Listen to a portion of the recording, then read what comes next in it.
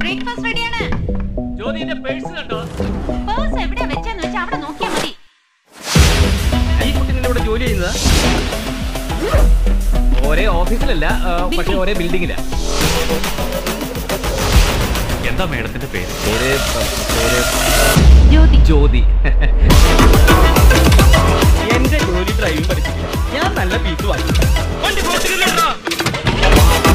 ഒറ്റയ്ക്കൊരു പെൺകുട്ടിക്ക് വീട് കിട്ടാന്ന് വെച്ചാൽ അത്ര എളുപ്പമല്ല. പക്ഷേ പോളേട്ടം വിചാരിച്ച കിട്ടും. പക്ഷെ ഇന്നിപ്പ കിട്ടും. ഞാനൊരു വീട് ബ്രോക്കറല്ല, മനസ്സിലായോ? കെട്ടോള വാപ്പല്ല ഇവിടുത്തെ ശേഷമാക്കി. 1 മണിക്കൂർ മുമ്പൊക്കെ പറഞ്ഞാൽ എങ്ങനെ നോക്കാക്കാനാ?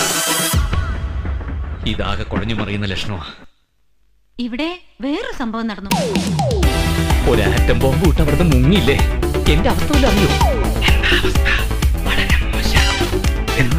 അത് മരിച്ച ലിപ്റ്റ് റീത്ത് വെച്ചതാണ് ഈ ഫ്ലാറ്റിലെ ഹിന്ദിക്കാരൻ. ഇതെന്താ അടുപ്പുള്ളവരെ കുട്ടി അങ്ങനെ വിളിച്ചാൽ മതി. എന്തിനു? അല്ല, ഏതെങ്കിലും അവസരത്തിൽ വിളിക്കേണ്ടി വന്നാ വരില്ലല്ലോ.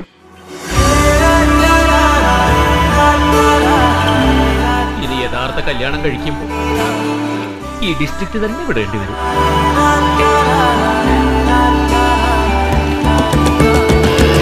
അപ്പൊ ഇത് ഒരു കാലത്ത് വർക്ക് ചെയ്യുന്ന മട്ടില്ലേ? വർക്ക് ചെയ്യൂ. ഇസ്രായേൽ പാലസ്തീൻ യുദ്ധം മുടിയുമ്പോ വർക്ക് ചെയ്യും. ചോദിക്ക് എവിടെ നിന്ന് കിട്ടി ഹ്യൂമർ സെൻസ്? ഓരോ കല്യാണം നടന്നത് വലിയ കല്യാണം. സംശയമൊന്നുമില്ലല്ലോ സർ. ഞാനൊരു കാര്യം പറഞ്ഞ റാമിന് വിഷമം തോന്നും. കല്യാണം എന്നൊക്കെ പറഞ്ഞ ആലോചിക്കാനുള്ളൊരു സാവകാശം.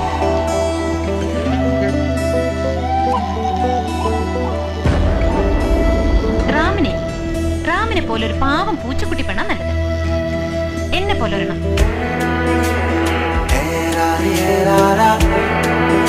നിന്റെ കൂടെ തല്ലുകൂടിയും തമാശ പറഞ്ഞു കുറച്ചു കാലം ജീവിച്ച ജ്യോതിയായിരിക്കും നീ എപ്പോഴും ആ ഓർമ്മ നല്ലതല്ല. എനിക്കിത്തിരി വിഷമമുണ്ട് പോളേട്ടാ. നമ്മുടെയൊക്കെ ഒരു സ്വന്തം വീട്ടിലെ കുട്ടിയെ പോലെയല്ലേ നമ്മുടെ ജ്യോതിയെ കണ്ടിരുന്നത്. എനിക്ക് ഭ്രാന്ത് പിടിച്ചു എന്ന് തന്നെ പറയാം. ഒരു കാര്യം നീ മനസ്സിലാക്കുക. നീ ഒരു പെണ്ണിനെ മോഹിച്ചു. വെള്ളം അടിച്ചിട്ടാണെങ്കിലും ഞാൻ തുറന്നു പറഞ്ഞുകൊണ്ട് നിനക്ക് അവളെ കിട്ടി. അതിന് നന്ദി പറയേണ്ടത് പോലെ നീ എന്നോട് വഴക്കൂടാൻ വരെ മേടിക്കടാ.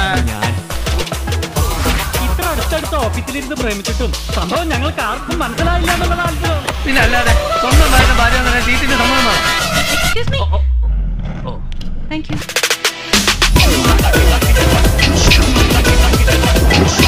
തീർച്ചയായും എന്നെ കണി കണ്ടത് കുട്ടിയുടെ മഹാഭാഗ്യം.